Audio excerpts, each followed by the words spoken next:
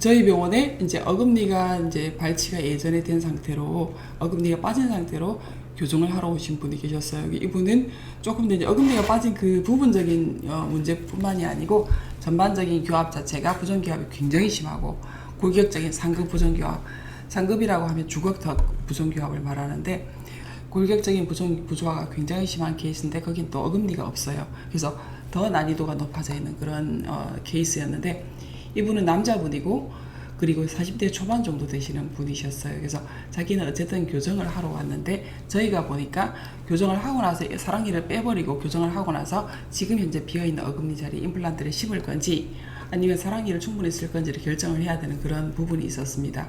그래서 그때 환자분과 충분히 협의를 하고 나이가 40대 초반임에도 불구하고 일단은 어차피 교정을 할 거니까 충분히 치아 이동을 이제 시도를 해보자 이렇게 해서 저희가 교정 치료를 했고 결과적으로는 그 사랑니가 처음에는 비율이 굉장히 안 좋았는데도 불구하고 거의 정상적인 두 번째 큰 어금니의 위치에 왔고 치축도 괜찮고 오히려 그 어금니를 빼신 지가 굉장히 오래됐었어요. 그러면 그 저희가 이제 고래 위축, 아트로피 이런 것들이 일어나서 치아가 없는 부위에 뼈는 작아지고 좁아지거든요. 그래서 두께도 좁아지고 높이도 작아져요.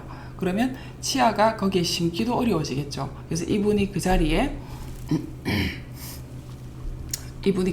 이제 임플란트를 식립을 하겠다, 보철 치료의 계획을 세운다고 한다면은 지금 현재 상태에서는 뼈를 이식을 해서 지금 얕고 그리고 낮게 되어 있는 그 이제 치조골의 어떤 볼륨을 증가시킨 다음에 임플란트를 심어야 되는 두 번의 어떤 그런 서저리가 필요한 케이스였습니다.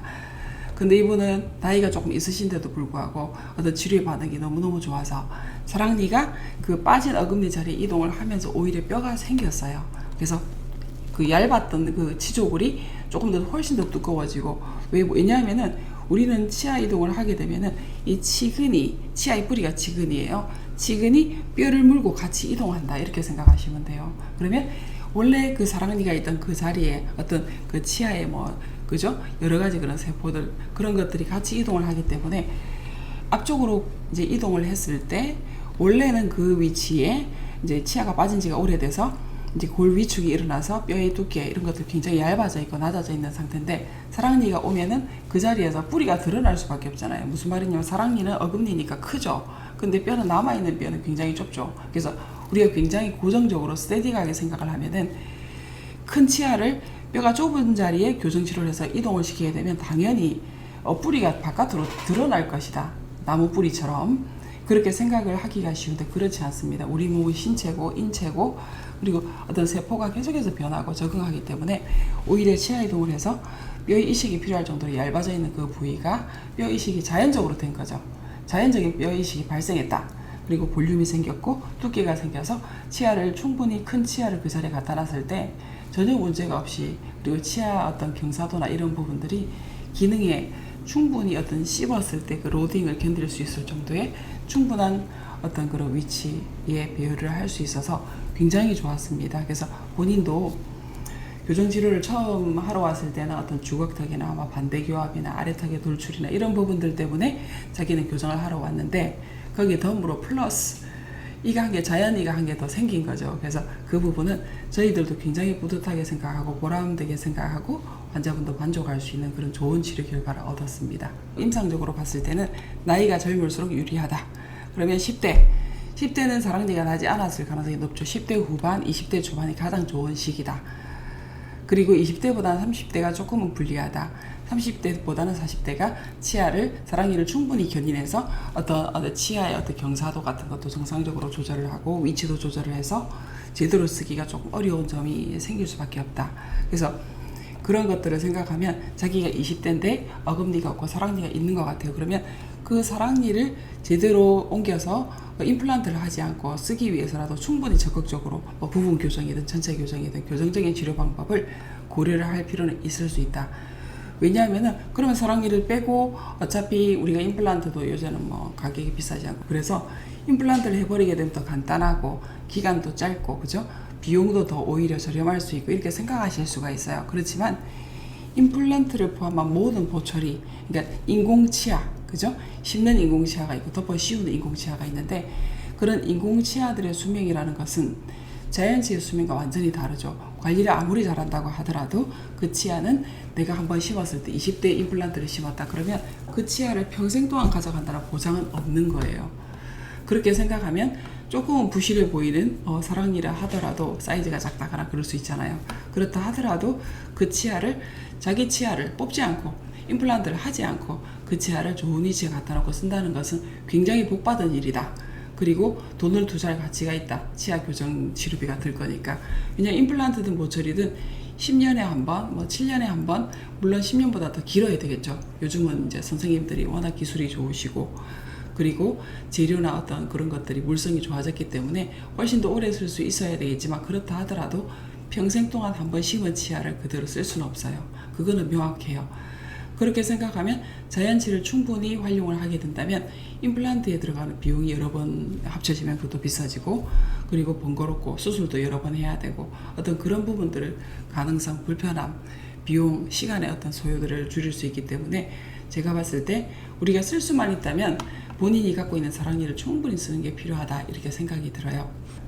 그래서 이제 임플란트를 갖고 계신 분들이 지금은 조금 많이 있어요. 젊은 분들도 이전에는 뭐 이가 중치든 그죠?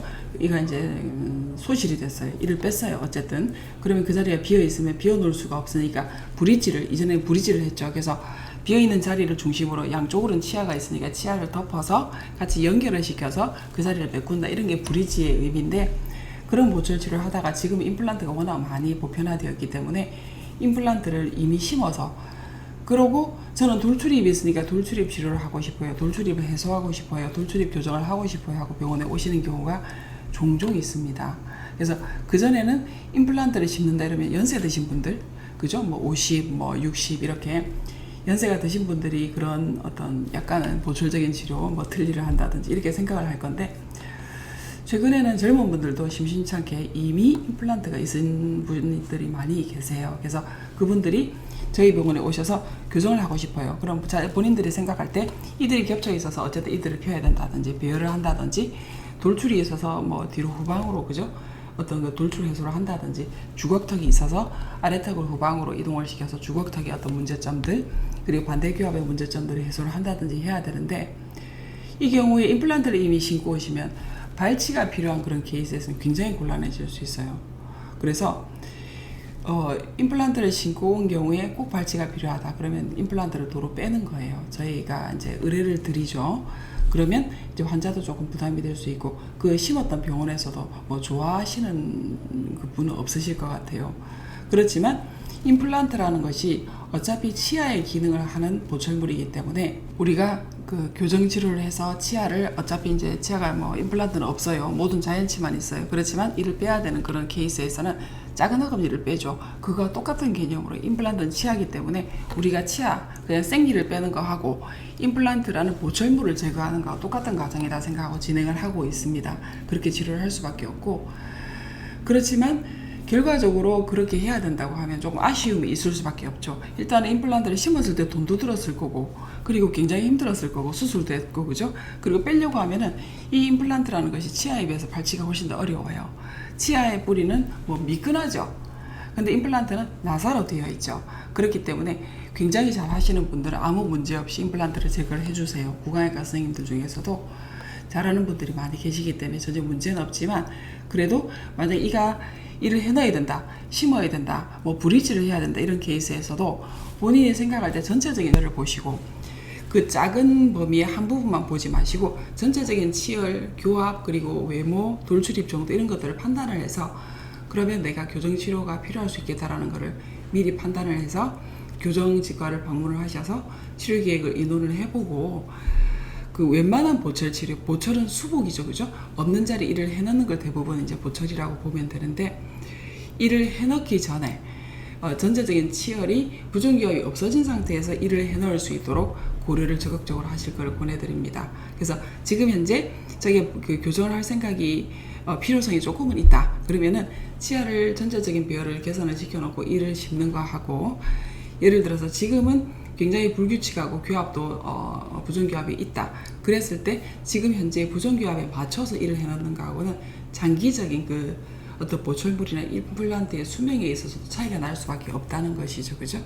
그래서 그런 장단점이 있기 때문에 특히 임플란트 교정의 필요성이 조금이라도 있을 때, 특히 임플란트 시술 그리고 보철의 어떤 그런 보철 치료의 필요성이 있으신 분들은 반드시 교정 치료에 대한 어떤 그런 전체적인 점검을 받고 그 다음에 일을 해놓든 조금 더 이후에 일을 해놓는 걸로 계획을 변경을 하던 그렇게 하시는 것이 어떤 경제적인 면에서, 시간적인 면에서, 그리고 치과 그러니까 치료의 어떤 효율성 면에서 차이가 있을 수 있다 이렇게 말씀드리겠습니다.